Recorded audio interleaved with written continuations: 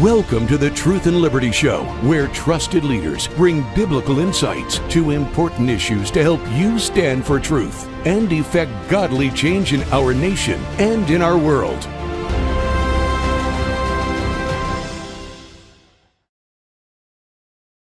Hello, everybody. Welcome to the Truth and Liberty Show. I'm Richard Harris, your host today, and very happy that you're joining us.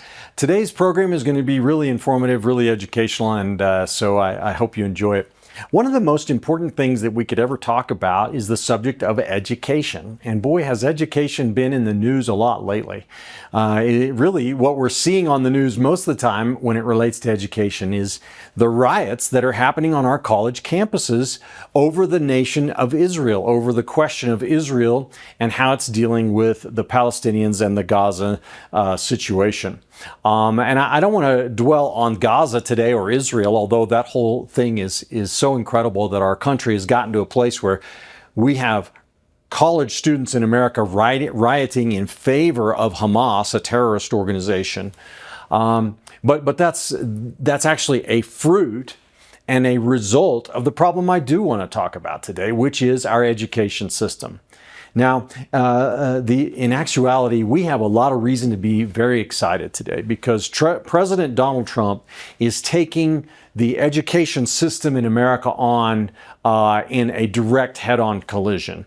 For example, Harvard is not the only one. He has issued multiple executive orders governing higher education, secondary education, high schools, and other schools throughout America in an effort to basically right the ship, to put America's education system back on a common sense, pro-American footing. And really he's attacking the woke agenda, the DEI agenda that has taken over our educational institutions.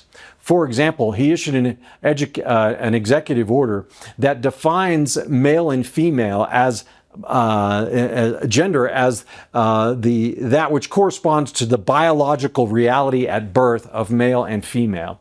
You might remember in his State of the Union address where he said the national policy of the United States of America will be that there are only two genders, male and female. He's ordered the Department of Education to revoke trans ideology guidance documents that were issued under the Biden administration. In other words, the Federal Department of Education told schools all across America, here's how you indoctrinate our children in this false ideology called transgenderism. Now, of course, they didn't say it that way, but you know what I mean. Donald Trump has revoked those guidance documents from the Department of Education. And another thing he's done is issued an executive order prohibiting schools that receive federal funding from allowing boys to play in girls' sports. Now, that's an incredible leverage point, but basically said if you let boys play in girls' sports, you're not going to get a single dime of federal money through the Department of Education or otherwise. And this has caused panic throughout schools and education across America. But I applaud him for it. It's a courageous and a bold move, a mark of a true leader, a clear pathway forward, and it's having massive effect. The other thing he's done is he's issued an executive order requiring the Department of Education to issue formal guidance to schools that receive federal funds on how they need to comply, what they need to do to comply with the Equal Protection Clause of the United States Constitution. Specifically, what he's saying is that schools, the Equal Protection Clause of the United States Constitution does not allow you to have affirmative action. In other words, you can't put your thumb on the scale to make it easier for some people and harder for other people to get admitted and to excel, to get good grades, to do other things based on race. Because the Constitution says that no state will deprive a person of the equal protection of the laws, right? And doing an affirmative action does exactly that, according to a decision by the United States Supreme Court just a couple of years ago. So Donald Trump is ordering all schools across America that receive federal funds to comply with that directive. He's also issued an executive order that ends federal funding of any DEI program in government and out. So no federal dollars will be spent on diversity, equity, and inclusion programs. Now you might say, Richard, don't we want diversity in education? Well, sure we do. We want diversity of thought, diversity of perspective, but it doesn't mean that we promote diversity itself above truth, right? Diversity is only valuable insofar as it advances truth. We don't want to knowingly allow in false and harmful ideologies and ways of thinking, right? So we need to have tolerance for different viewpoints, but not communism, not Marxism, right? The other thing is equity in that formula: diversity, equity, inclusion. Equity is not equality. Equity is a Marxist concept that says some groups in society, see, Marxism is all group-based. Equity says some groups in society have been oppressed, and they've been oppressed by this other group. And usually they're identifying white, male Christians as the oppressors, okay? So we need to arm and equip the oppressed groups against the oppressor groups. We're going to divide, and we're going to have this class warfare mentality. Well, who are the oppressed? Well, anybody that's not white is oppressed under this philosophy. Anybody that's not morally straight, in other words, homosexuality, lesbianism, transgenderism, all this confused sexualism, they're oppressed. Right? Anybody that's of a religion other than Christianity, you might be oppressed, probably are. Anybody that's not American is oppressed by definition, right? Because America's the number one oppressor in the world. So, now Western European nations, you might not be oppressed, but pretty much everybody else is. Latin America, Asian, Middle Eastern, everybody, African, you're all oppressed. So we're going to give you a hand up. We're going to help you to fight against the oppressor. And then the whole inclusion thing. Well, we need to mandate that all of these oppressed people get to be in on everything and have, a seat at the table and all this other sort of thing. We're going to do it artificially with, quotas and all these other things. And in doing so, we're going to push out any white person, any Christian white male especially, and because they're the oppressors and we don't really want them. Their opinions aren't valid anyway. And of course, women, they need to replace men. That's what DEI is. It's all cultural Marxism. That's what it is, okay? And it's all about some perceived power struggle. It's not about truth. No, it's about power. It's not about right and wrong. It's about getting what we want. Okay? It's a political, power-based ideology. Well, Donald Trump, in his executive order, says, we're not spending any more money as a government on these programs. Whether you're in the government or you're a program that we've been sponsoring, get rid of it or you're not getting our money anymore. He's also ordered that DEI be removed from all accreditation standards and processes. This is a big deal. So every school in America wants to be accredited. And to be accredited, they have to pass muster by accreditation associations. Well, accreditation associations are recognized by the Department of Education. So you have to meet DOE standards to be, and it's all tied into the government. So Donald Trump has said, get DEI out of all accreditation standards, and this is the order of the President of the United States. So he's also dismantling the Department of Education in order to return the function of education to the states where it belongs. It's not in the Constitution. It's not a federal government responsibility under Article 1, Section 8, or Section 9. It's a state function, and it needs to be returned to them. And this is going to restore more power at the local level, more power to parents and families to be in control of education. So, I'm saying all this to say, this is awesome progress. Now, without an act of Congress or multiple acts of Congress, almost all of these things could be temporary. They could be undone by the next president. He may not even have the power to go as far as we need to go. But it does have great promise of restoring education in America. The problem in our education, though, is it's actually much deeper than just the fact that we have a federal DOE, right? The problem in our education system is that ideologies have been injected into the system, into our schools, into our teachers' unions that are anti-American, that are anti-Bible, and that are anti-God. As I mentioned, Marxist philosophies. Abraham Lincoln said, "The philosophy of the schoolroom in one generation will be the philosophy of government in the next." This was in 1860 or thereabouts, right? A long time ago. And how right he was, how prophetic he was. Because Marxism began during that same time period. In fact, Marx and Abraham Lincoln were contemporaries. They lived at the same time.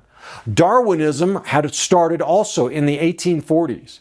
And these two things together, Darwinism and Marxism, grew throughout the 1800s and became the driving forces of the left and leftism in the world today. The ideologies that fight against and combat against Americanism, which is rooted in biblical principles, right? Of the unalienable rights of the individual as a creature of God, the biblical role of government to fight evil / defend rights. Those are the same thing. This concept that we've been built on, these biblical concepts, are being fought against every single day in American schools all across the country. The injection of satanic lying ideology is the root of the problem. And did you know that in America today, only 24% of our kids are reading and doing math and science at grade level? 1 out of 4. Now, if we were a business, we'd be bankrupt, right? Not to mention the ruinous, right, attitudes and belief systems that our kids are graduating. Now, they're not even graduating. They're coming out of the schools with. They're socialists, they're Marxists, they're transgender, they're pro-LGBT, they're anti-God, anti-authority, anti-Christian. Now, I believe these things are changing. I really do. I think a great awakening is underway. I think awesome stuff is happening. But this problem that we're grappling with, all of these problems are a result of our failure to disciple the nation. You see, this is directly linked to our education system. Jesus commanded us in Matthew 28:18-20 to make disciples of all nations by teaching them to observe all things whatsoever he commanded us. You know, in Romans chapter 12, Paul the Apostle tells us as individuals, be not conformed, this is Romans 12:2, be not conformed to this world, but be ye transformed by the renewing of your mind. The renewing of your mind, that you may prove what is that good and acceptable and perfect will of God.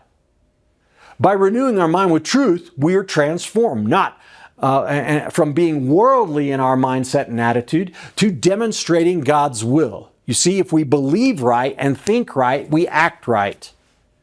And if it applies to us as individuals, then it must apply to us collectively as well, as a nation. And the problem is that we are renewing the minds of our children across America and our high schoolers and our college students in satanic ideologies, not in biblical truth, not in biblical principles, not in accurate history.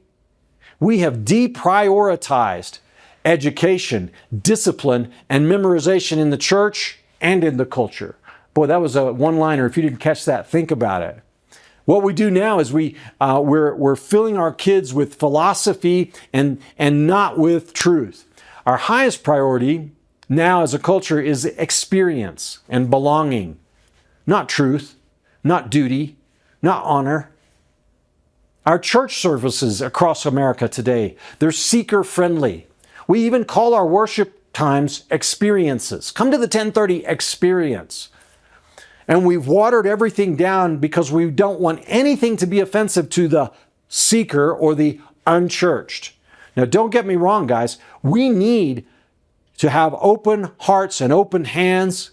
We need to do what we can to not offend. But when that reaches the point of watering down the gospel or not preaching truth or sacrificing messages so that we can appeal to the worldly and the ungodly, we are putting holes in our own boat when we do that. Because the purpose of the church is to minister to Christians and believers, to equip them to go into the culture, to be salt and light, to win the lost, and to do the work of the ministry. Ephesians 4:11. You see, we've made church into an evangelistic service, and that's not what God designed it to be. He designed it to minister to the saints so that they could do the work of the ministry. How can we disciple the world if we're not even discipling ourselves?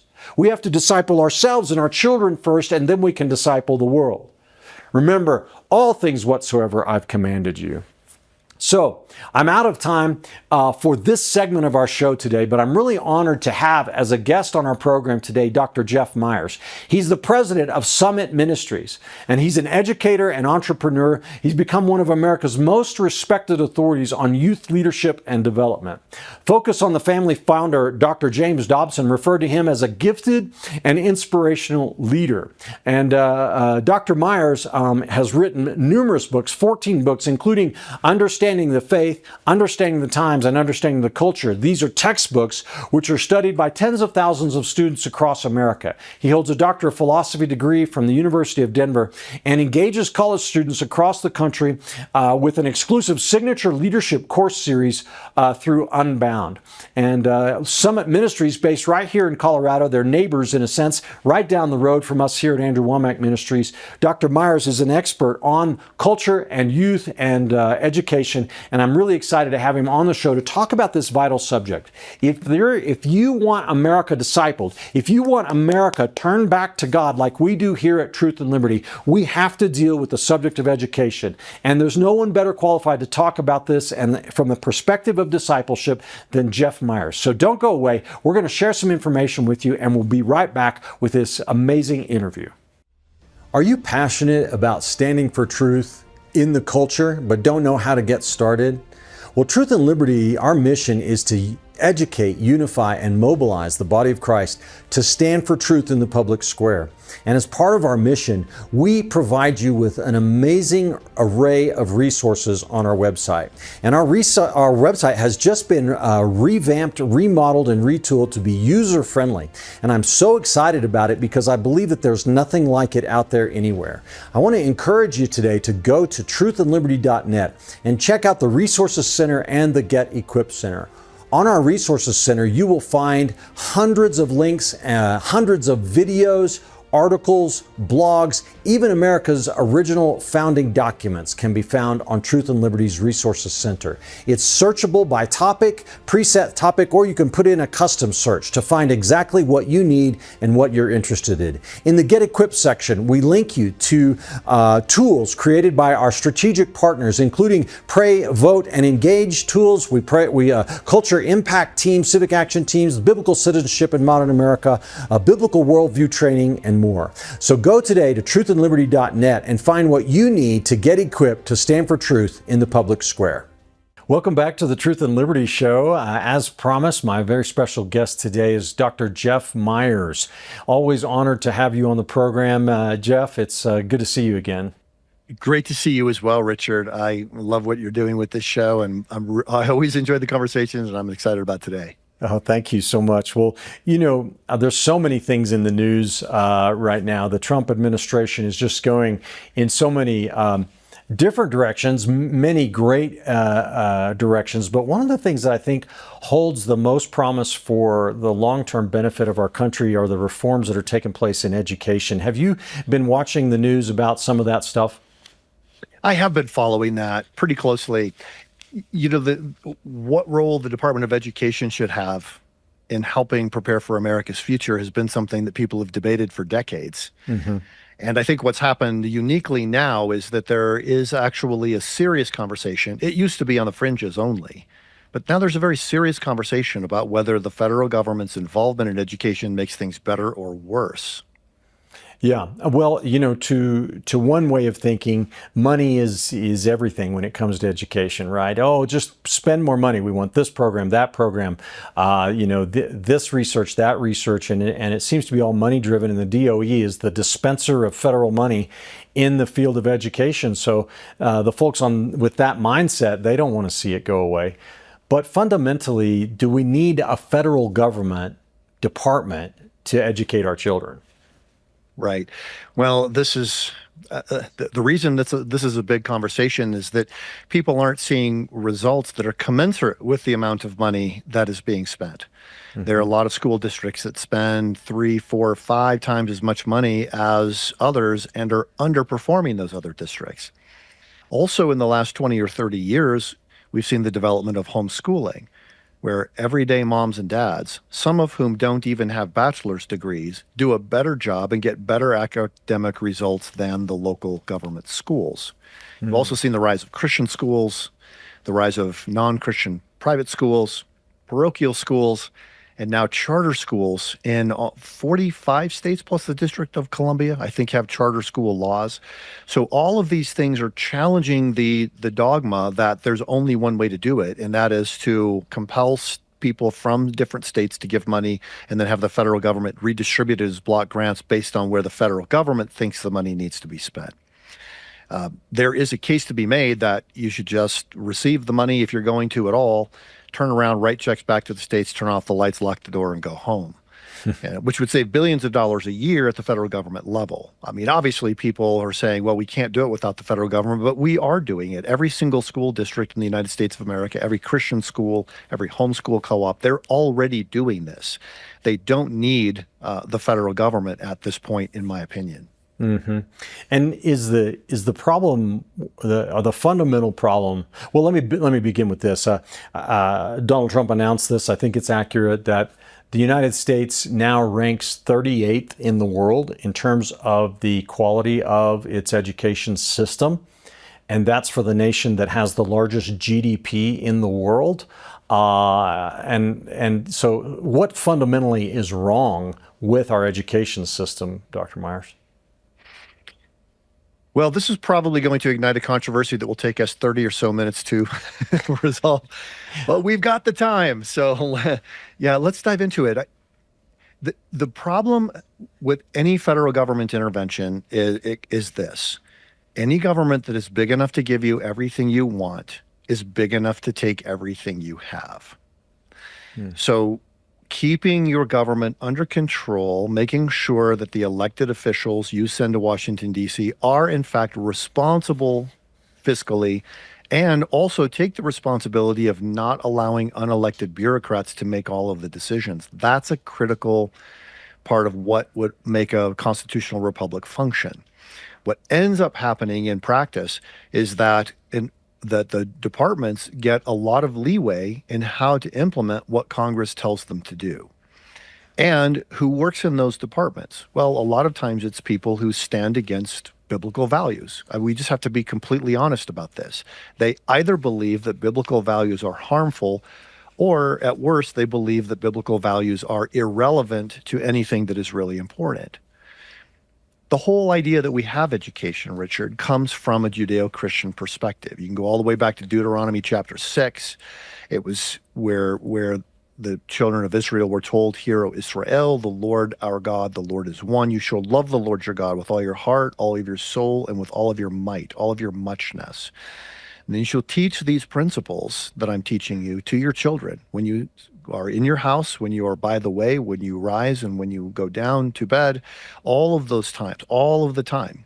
The education is primarily the parents' responsibility. They can outsource it to other people, but it is their responsibility how their kids turn out. What happens when you have an overwhelming federal government? They begin to say, these children are not yours, they belong to us. We're raising them for the purposes of the state. Well, why would the state want to raise people? Because the people who are in charge of those departments can determine what they think the ideology should be.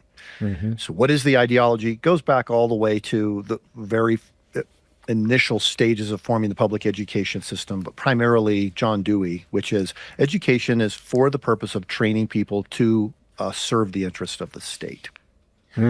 That's what you end up, that's the ideology that you end up with.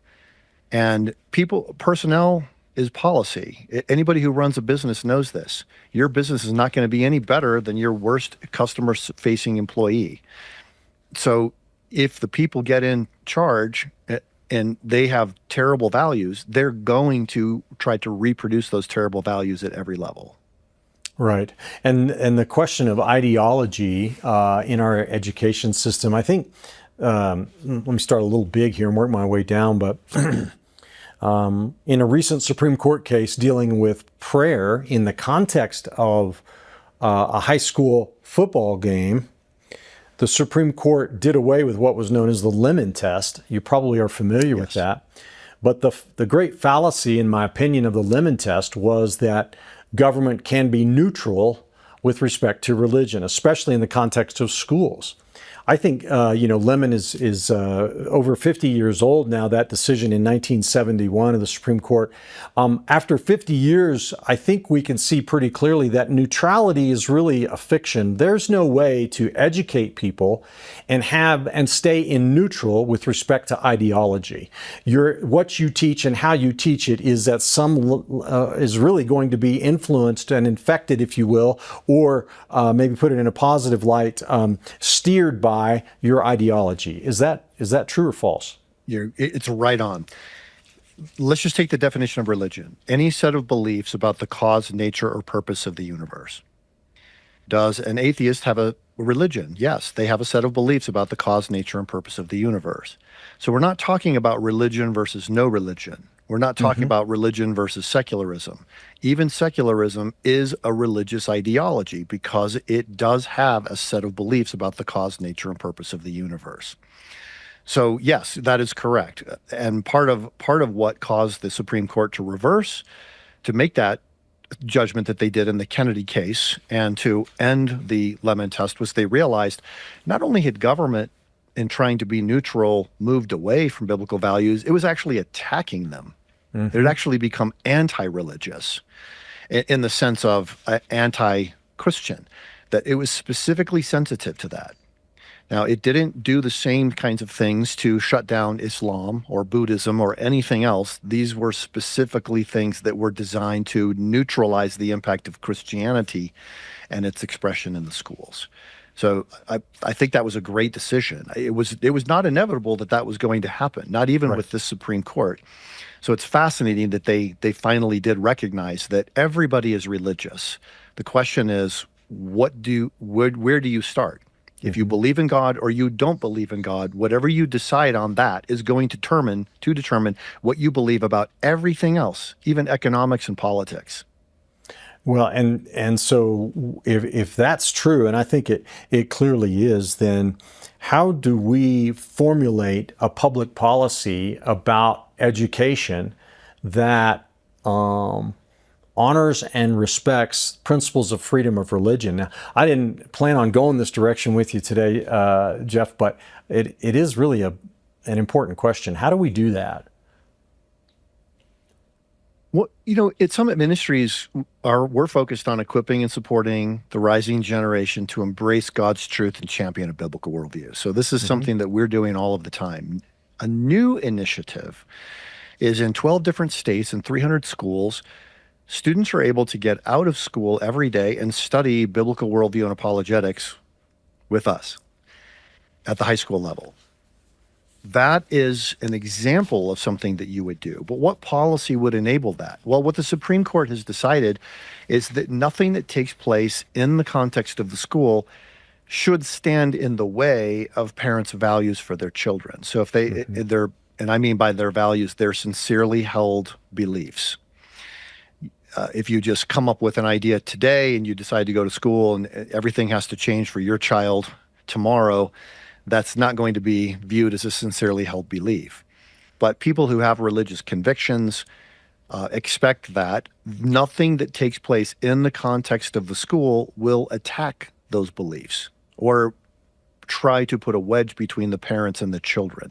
So some states have resolved that by saying we let the kids out for 1 hour several days a week, and they can go to a nearby church and then study whatever you want them to study. They can study the principles of whatever it is. And there are Mormon groups that do this, and now there are Christian groups that do this. I think what schools have to do is not try to maintain religious neutrality, but recognize that everything they're doing, even the diminishment of a particular religion, is based on some kind of a religion. Acknowledge that, bring it up, talk about it, and then ask the community that they're located in, what values do you want us to represent in our school? We're not going to try to contradict them. We're not going to try to shape them. We're not going to try to move children away from their parents' values and so forth. Why do we even have to do this? It's not because we're having such an ideological struggle in chemistry or math.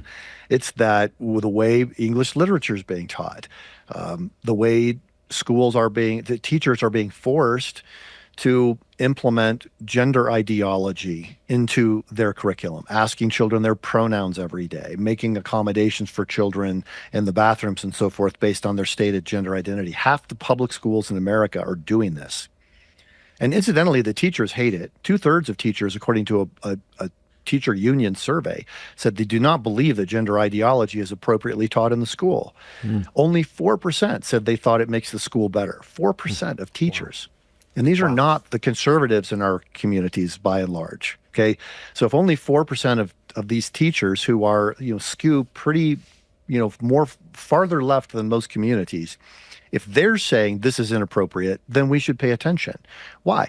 Because every day these teachers are having to do all of this social programming, all this psychology, all this therapy, and they don't get to teach math and science and reading and other fundamentals that children need to find success for themselves.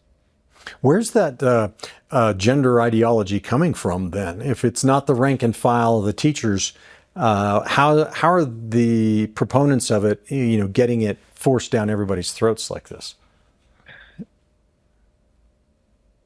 Communities are not paying attention to what the employees of the school district are doing. Mm-hmm. You're not going to find very much gender ideology in the non-government schools. Well, so you actually have a new book coming out, Jeff. It's not going to be ready till July, I think you told me, but do you want to mention what that's about? It kind of dovetails on this subject. I will mention it, yes. You'll be wanting to look out for this. The book is called Raising Gender Confident Kids. And my co-author, Dr. Kathy Cook, who's an educational psychologist, we've written together to help parents not just fight against gender ideology, because it affects a lot of young people today. I mean, 40% of young adults today say they identify as LGBTQ. Wow. 40%. And in the church, 30%. So it's barely, only a little bit less. This is a huge issue the Christian community needs to deal with. Not just fighting against gender ideology, though, but answering the question, what does it look like to raise a boy to be a godly man? What does it look like to raise a girl to be a godly woman?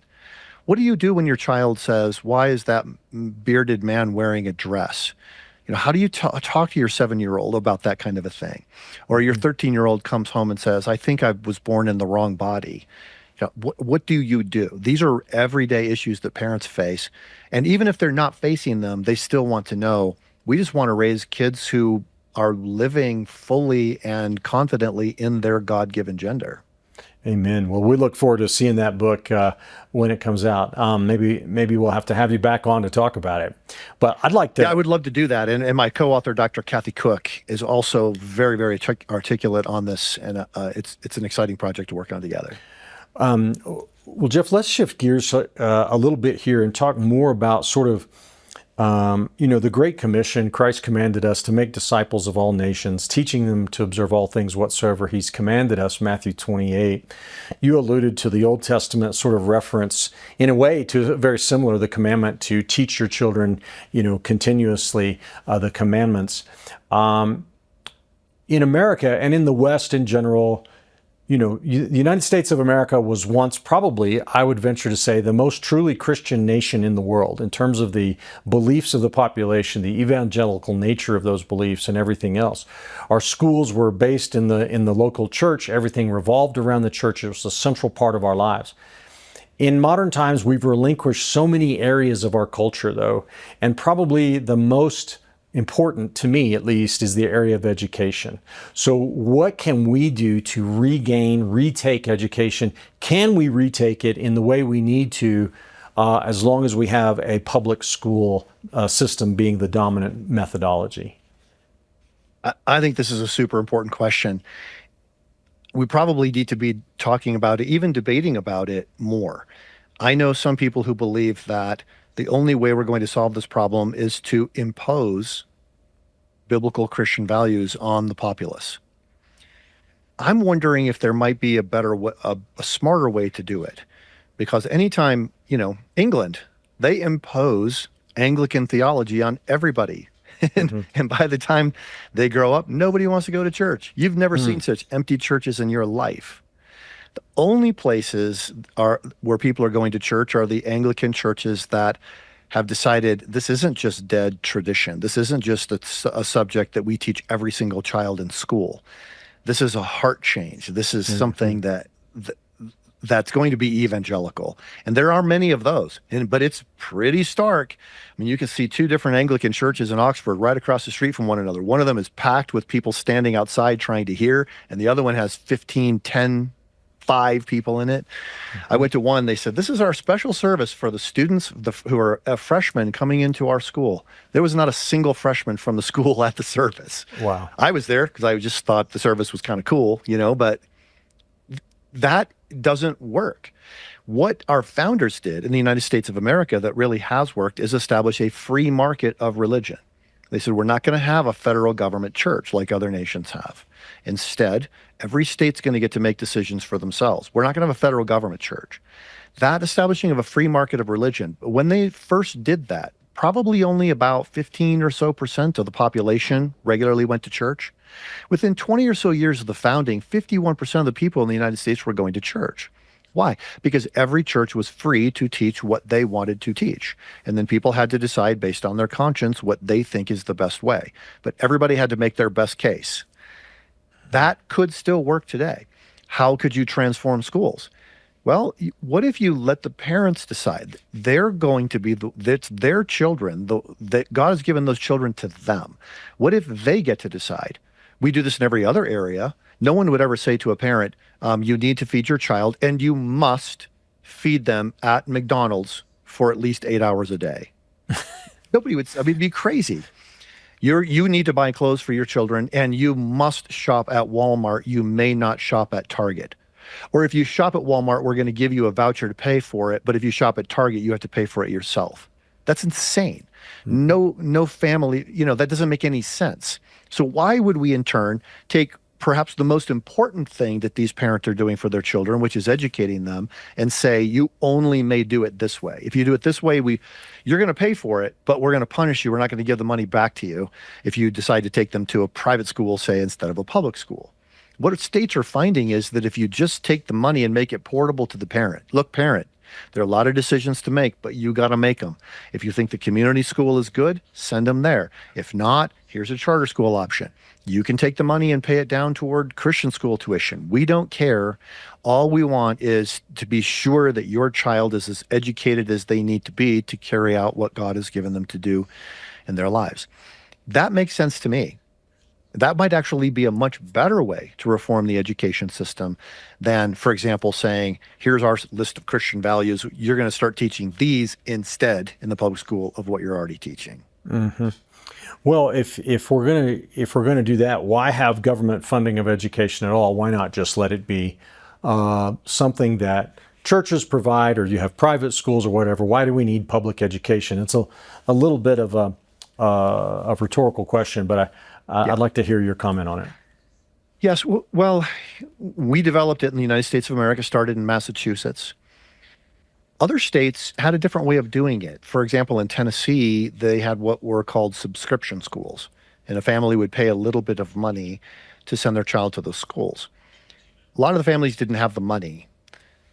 So donors would come in and say, I'll pay for 100 kids to come to school or whatever. And it might be some industrialist from the Northeast saying, I believe that those children in Tennessee aren't getting the opportunities that other kids are getting.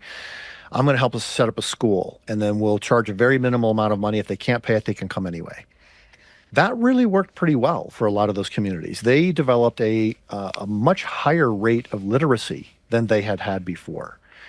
But then other people came along and said, well, this person makes, $50,000 a year. This person only makes $15,000 a year.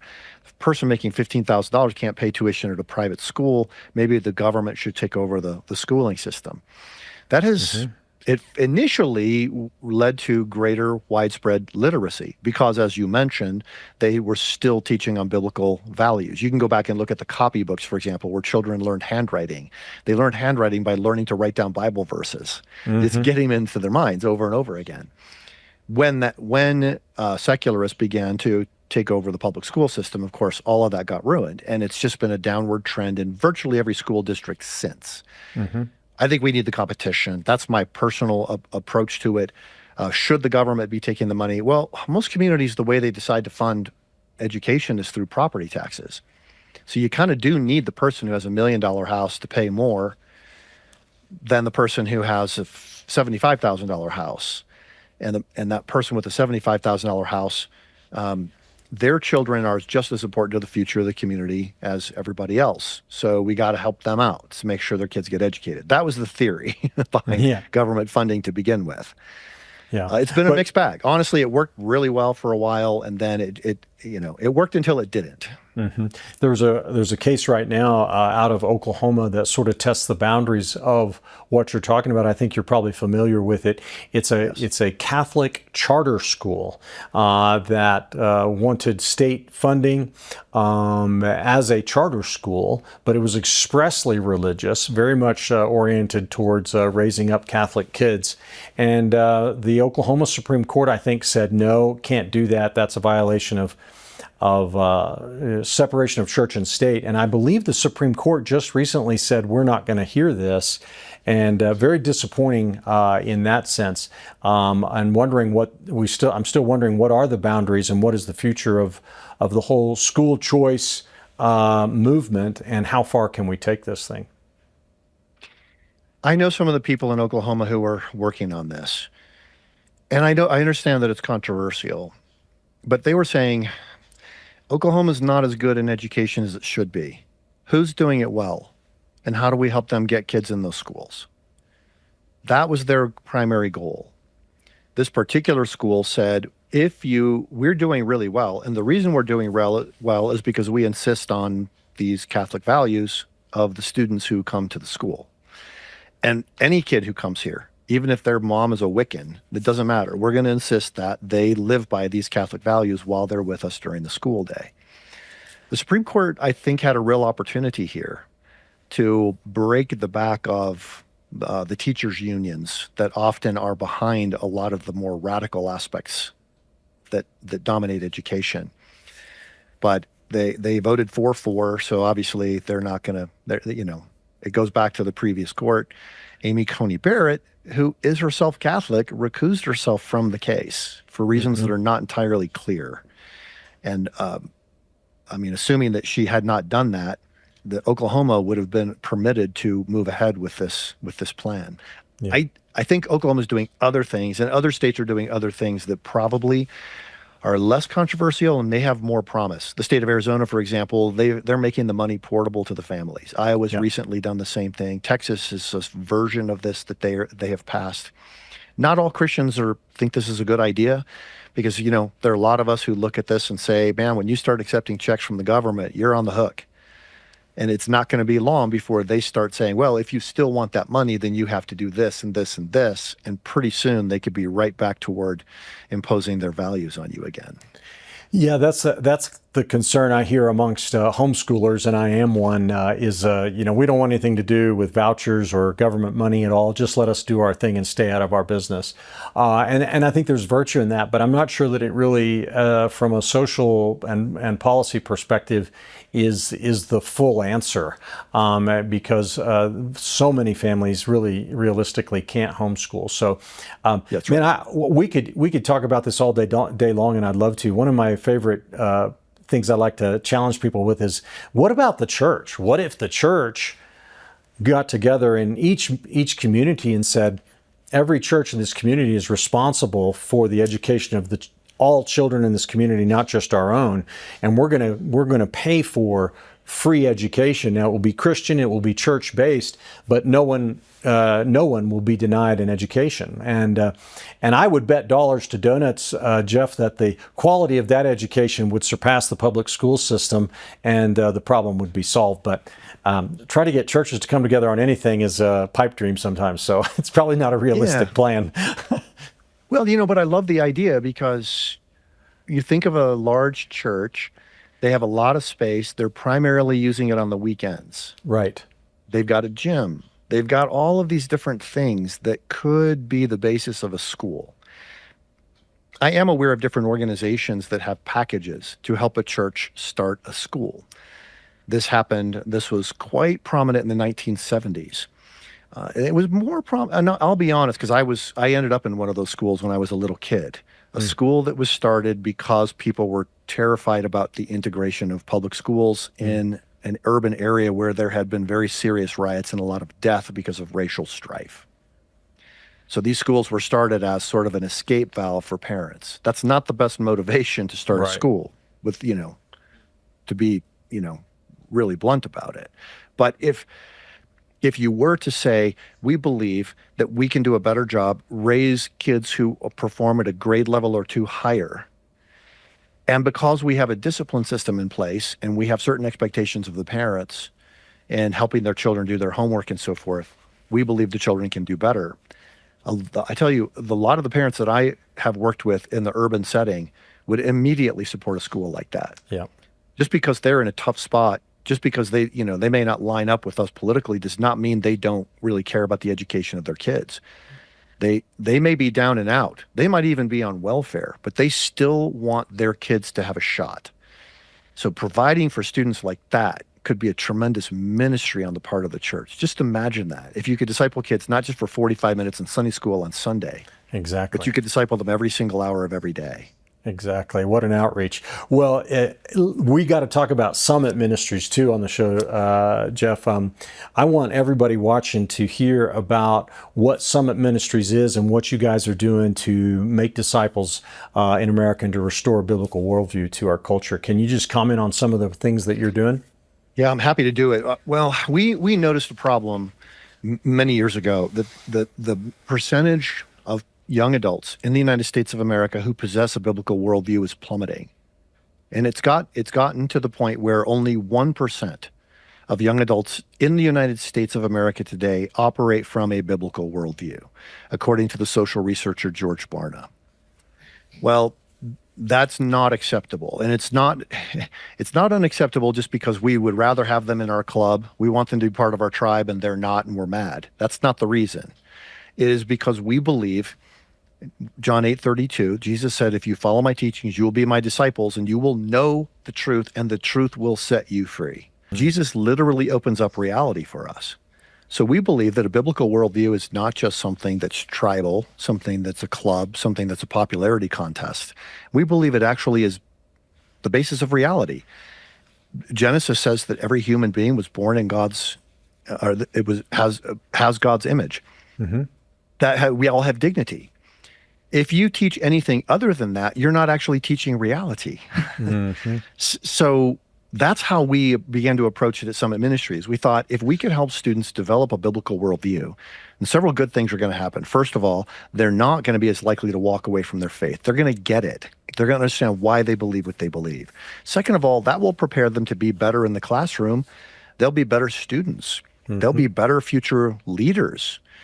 And so we began doing that. David Noble started this ministry in 1962 with a small group of students. Today, we're able to train thousands and thousands of students in person and tens of thousands of students through our various curriculum courses every year. Total of about 70,000 students a year who study with us in a very intensive way in programs that range from 50 hours of training to 180 hours of training. And in those courses, we talk about what a biblical worldview is, how we know it's true, what the counterfeits are, and then how to communicate the truth in the spirit of grace. You take all those things and put them together, massive change occurs. So 1% of Gen Zers have a biblical worldview. By the time they finish with the Summit Ministries course, 95% say they have a biblical worldview. And then we keep studying them years later. So 1 year out, 5 years out, 10 years out, we go back and ask them, hey, are you still living according to a biblical worldview? I mean, just be honest with us, yes or no. We just want to know. 85% are strong in their biblical worldview. Now, contrast that with what's happening in most churches, where 2/3 to up to 70% of young adults who are significantly involved in church are no longer even attending by the time they reach their mid-20s. Wow. So I'm telling people, look, if you knew a program could have that kind of an impact, would you not move heaven and earth to make that experience possible for every young person you know? Wow. And so that's phenomenal. Jeff, tell us, how does Summit go about it? Like, what different delivery methods and strategies and programs do you have? There are two main ways, and then a lot of spin-off ways. The one main way, the historical way, is for 2 weeks, students will come to our place here in Manitou Springs, Colorado, or our other campus, which is in Lookout Mountain, Georgia.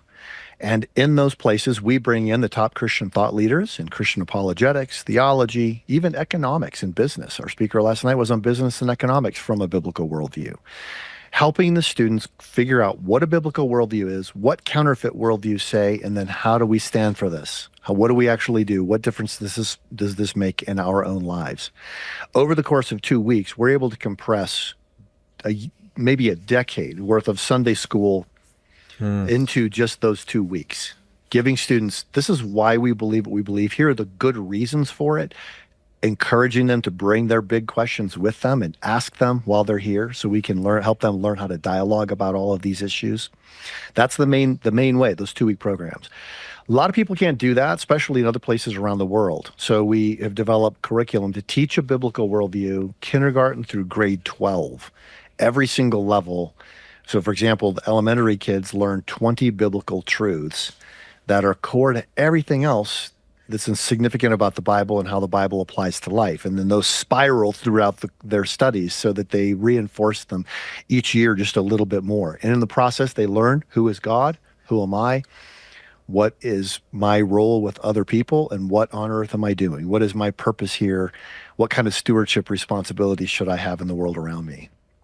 So you mentioned something I just want to kind of key off. You talked about biblical worldview on business and economics. I just pause for a second. What does that have to do with the Bible, Jeff? I mean, I thought we were going to be talking about, the Bible stories of Noah and, all the other things that we get in Sunday school. I don't remember really ever getting an economics class in Sunday school, but you're coming at it from a bigger perspective, I think. A much bigger perspective. A lot of our conversation on economics starts with, we talk about the counterfeit worldview of Marxism, which says that only the material world exists. There must arise some kind of an entity that has the ability to seize all business, all private business, and then redistribute to everybody else. That idea is a counterfeit because it denies that we human beings have minds. It denies there is any value to having private property. It denies that we can multiply the value of the things that are in the ground by applying human intelligence and inspiration. And it denies that we have the responsibility to help steward by giving. So we go back and ask, all right, if you could, that Marxist worldview is false. Every time it's been tried, it's a total disaster. Hundreds of millions of people have died. What is a better way? How does a biblical worldview rise above? Well, if you just start with the word economics, oikos, nomos, those two words in Greek, which mean a household and rule, the rule of a household or the running of a household. That's what it means. Economics is about households. It's about families, and families are core to God's design. Even today, even with our days of big corporations, 90% of business enterprises in the world are family owned and operated, 90%. So if you want to have a good family and you want to be able to provide for them well, then you want to think about economics. That would be a godly thing to do. And what principles would you use? Starting with the idea that God gave us minds, that we are to create. We're to bear his image by doing cool things. Second of all, that private property is real. Thou shalt not steal. Thou shalt not covet. Thou shalt not bear false witness. And if you just start building from there, you realize if people really did apply a biblical worldview, it would bring more prosperity than anyone alive could possibly imagine. And you, at Summit, you also train teachers, don't you, on how to teach from a biblical worldview? Can you comment on that? Yes. We have a lot of teachers who go into government schools. They teach in homeschool co-ops, Christian schools, but they've been trained in universities where nothing is ever mentioned about a biblical worldview. If it ever is mentioned, it's mentioned in a negative way, as something that you should try to abandon. Then these young adults have been learning all that in class. They love Jesus. They go to the Christian campus group. Then they are ready to teach. But they're not really ready to teach. They're coming in with all of these woke values. So we train teachers in how to teach a biblical worldview in every single subject, including the more difficult subjects where you think a biblical worldview wouldn't apply, like physical education, math, science, and so forth. When they learn to do that, then they realize, oh, this isn't just something that I feel. that my biblical worldview is something that gets expressed every single day in intentional ways in the classroom. So we train teachers in usually group settings. So we'll go to, say, Houston, Texas. Teachers from 20 schools will all get together in one big group and have 2 days of training in what you actually do to integrate a biblical worldview into everything. We call it the Center for Biblical Worldview Formation. I did a show on this in my show, Truth Changes Everything, if anybody's interested and curious at how that works, with a guy named Roger Erdvig, who runs that program for us. Oh, that's amazing. So how do people learn more? How do they connect? Maybe sign up to be a part of some of the stuff you're doing. Yeah, step one is just to come to summit.org, and then you'll be asked, do you want to stay in touch with us? Just put in your information. We're not going to bombard you. We'll send you an email every week that sort of outlines the different things that we're doing, different topics that we're addressing, how a biblical worldview applies to some controversial issue, some good news videos, things like that. That's the way to get started. If you've got a young adult, 16 to 22, I really strongly encourage you to consider one of these 2-week programs in Colorado or in Georgia. That is a deeply life-changing program. I've got 182 students who are here right now. They graduate tomorrow and take off. This summer it's full, except for boys ages 16 to 22 for a program in Lookout Mountain, Georgia. Just come to summit.org and you can find out more about that. And also we do have an online program for those who are not able to come in person this summer. That's very compelling and a lot of fun. Wow, that's fantastic. So, Jeff, in 1 minute, tell me what advice you have to parents today who are trying to navigate this education landscape, Christian parents. I'm gonna go with this. You are not crazy, and you are not alone. There are a lot of people out there asking the same kinds of questions that you're asking. Your instinct to want to help your child grow to be more godly is a good and positive instinct, regardless of what people in government schools or any place else are telling you. So if you are not able to change your schooling situation, then we can help you. You can use the resources that Summit Ministries provides to help your child develop a strong basis of a strong biblical core while they're at home. And then a lot of times you just do that through conversation. You talk about your hopes for them, what you would like to see, that God is a really significant part of this, and that they can express their godliness every single day by just looking around and asking, what is going on around me and how can I help? How can I serve? How can I show Jesus to the people who are around me? Kids can do this. Even little bitty kids can do this every single day. And they're more likely to do if their parents just encourage them and pray for them intentionally about it. Oh, what a great answer. Jeff, we could go on much more, and we will next time. But thank you for coming on the show today. It's been great having you.